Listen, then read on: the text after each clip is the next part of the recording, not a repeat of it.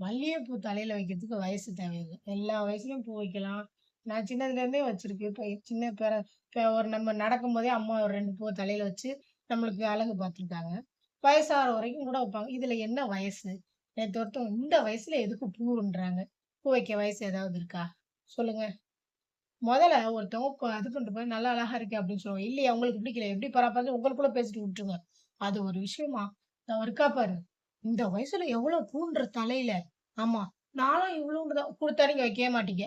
சொல்லுங்க. அவன் அவ்ளோ பூ வச்சுட்டு போறா தலையில. அவங்களுக்கு புடிச்சிருக்கு அவங்க வச்சுட்டு போறாங்க. ஆமா அசிங்கமே இல்ல. அவங்களுக்கு இல்ல அசிங்கம். உங்களுக்கு அசிங்கமா இருந்தா நீங்க வைக்காதீங்க. அவங்களுக்கு அசிங்கமா இல்ல.